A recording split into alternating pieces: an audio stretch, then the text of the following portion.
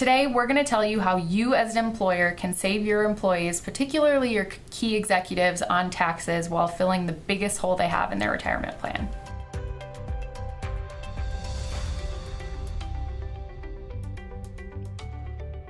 That's right, Shannon. Something that most companies don't realize is that they can provide long-term care insurance to their employees on a tax-free basis. And if they're a taxable organization, they get a deduction. Even if they're a pass-through or subchapter S or a partnership, as long as that employee is not more than a 2% owner, they can actually provide this benefit, long-term care benefit, to the employee, and it's not taxable to them. That's right. So you might be thinking, why does anybody care about long-term care insurance? What is it? Long-term care is actually something that's not covered by Medicare. So even if your employees have done a great job of planning for retirement and maybe even have planned for healthcare costs in retirement, none of that really covers their long-term care issue.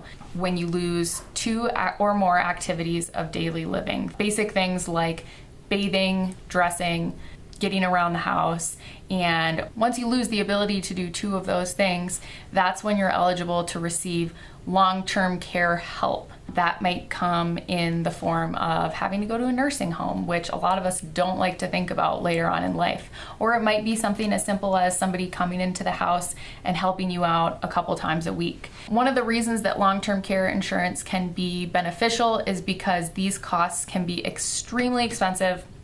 In 2019, I think the average cost to stay in a nursing home for a year is around $100,000, and that's 2019. So if you've got employees that are a long ways out from retirement, just think of what those costs are going to be 10, 20, 30 years from now. They're only going to go up, they're only going to get worse, and again, they're not covered by Medicare or any type of health insurance. So employees need a plan.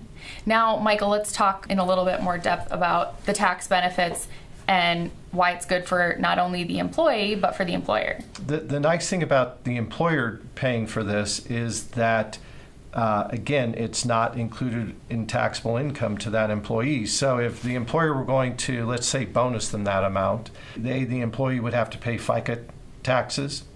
They would have to pay state and federal taxes.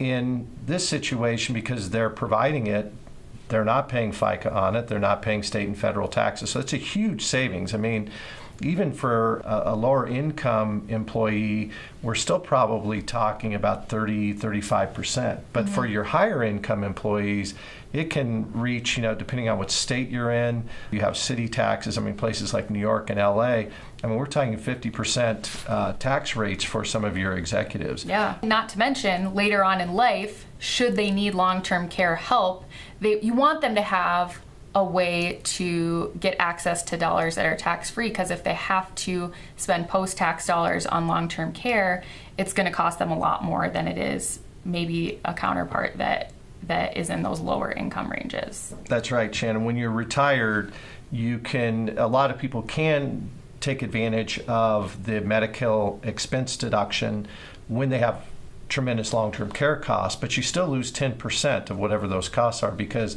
the government basically says you can only deduct expenses above 10% of your adjusted gross income. So, if you had a $100,000 expense and you're able to deduct $90,000 of it, you still have a $10,000 expense that you're having to pay. So that's the first thing. Secondly, if you look at the odds for a 65-year-old couple, there's a 60 to 70% chance that one of those individuals will need some type of care.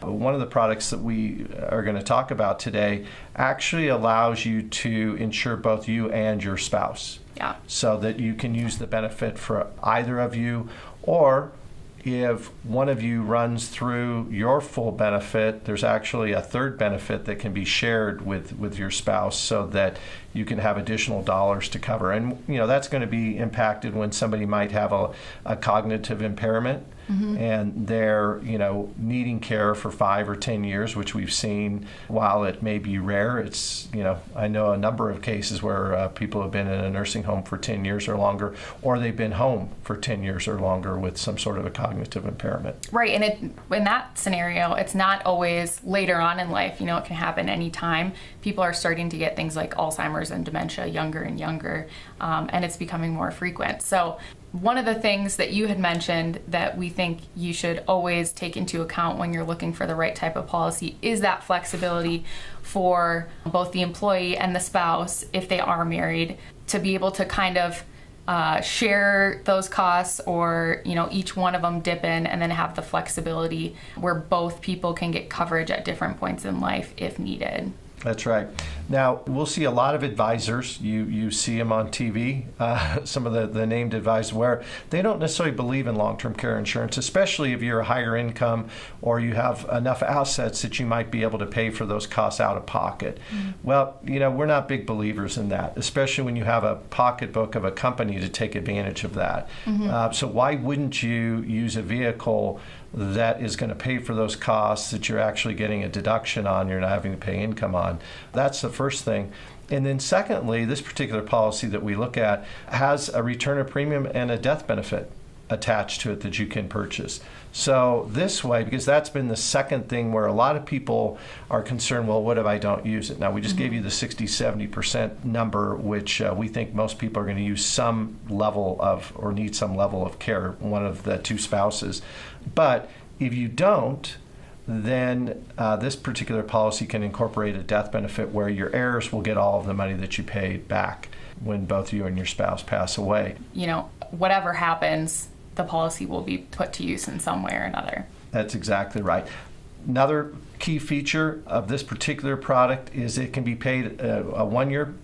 So you can make a premium one time, you can do a 10 pay, or you can do a life pay. So for a lot of companies that we're working with, they're looking at doing either one pays for executives that are getting close to retirement, or they're doing 10 pays so that employee, when they get to retirement, they have no more costs as far as long-term care premiums go. And they've been able to fill that hole of their retirement plan. Yeah.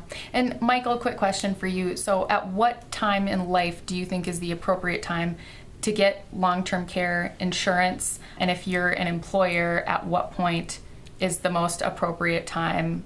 And how do you know when to do a 10 pay versus a lump sum payment? Yeah, great questions, Shannon. So age 40 is where most of these policies start. So that would be kind of the starting point. You have to always remember about insurance. Everyone tends to forget about the fact that they're underwritten, meaning you have to actually answer health questions and be in good health to qualify for a lot of these plans. Mm-hmm. So, I think the healthier you are, the younger you are, if you're in your 40s or 50s, it's always a good time.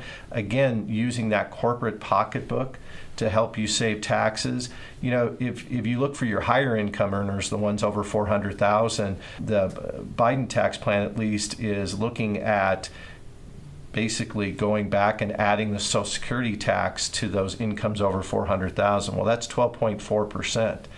So, if you can put a benefit like this in to help reduce some of those incomes and still, again, provide that executive or key person the long-term care benefit, we think that can work really well. But I would say, most people we're seeing 45 to 50 is the starting point. Yeah, kind of the sweet spot. But that's not to say that you can't get it when you are a little bit older. So the best thing to do if you're interested is to talk to a professional, figure out, are you going to even be able to get coverage? And if so, what does that look like? Yeah, just to give you one example, we had a 65-year-old executive that was basically going to have a year's severance when they retired, and they went ahead and took that severance and purchased the policy for the executive. Mm-hmm. And then they ended up not having to pay tax on those dollars, and they got the benefit that really basically plugged that, as we said, plugged that hole that was there in their retirement plan should something happen to one of them. Yeah. And one more thing that I want to point out, we've gone over the financial benefits of doing something like this for your key executives. But the other piece that we do want to touch on is the peace of mind. Nobody ever wants to talk about, well, what happens when I get older? What happens if I get sick? What happens if I have to end up in a nursing home? And the reality is this is something that they will eventually have to think about. So if you can kind of take that piece off the table of, what happens if, and solve a problem that They may otherwise have had to dip into other retirement savings or rely on a spouse or a child more than they really feel comfortable with. We think that's a great thing if you can kind of come in and help them solve that problem and just kind of have it be something that you don't have to worry about. Well, and Shan, I can tell you firsthand out of experience, when my mother had a long-term care event, fortunately she recovered from it and never really had to use the coverage. But that was one of the things we had to think about was, okay, which assets are we going to sell to be able to cover the costs? If your retirement is in the market, what happened in 2008 when people all of a sudden needed access to money and they had to take it out and ended up either not having enough to cover it or just taking a big hit when the time came that they needed the cash. That's right. I mean, you have that downside risk. So this is a really simple way to let your family know, for you to know that you've got that coverage. And as an employer, you really are helping solve a problem that most people do not have an answer for if it should happen to them. So if you're curious on how much long-term care might cost you in the future, we actually have a report that we've put together that's totally customizable. You can find it in our description below. And it will not only give you some estimates on what long-term care might look like for you from a cost perspective down the line, but it'll also show you what your healthcare expenses in terms of Medicare will look like and how that'll impact your Social Security. It only takes a couple minutes to answer some questions, and then it's a pretty comprehensive report that you'll get via email afterwards. If you are an employer and you want to learn more about how you can implement long-term care policies for some of your key executives, feel free to contact us and we're happy to help you walk through it, or we can also answer any questions you might have in the comments below. We're Shannon and Michael, and we are always here to help. Make sure you subscribe to our channel if you haven't already, and click the notification bell so you know when we come out with new videos.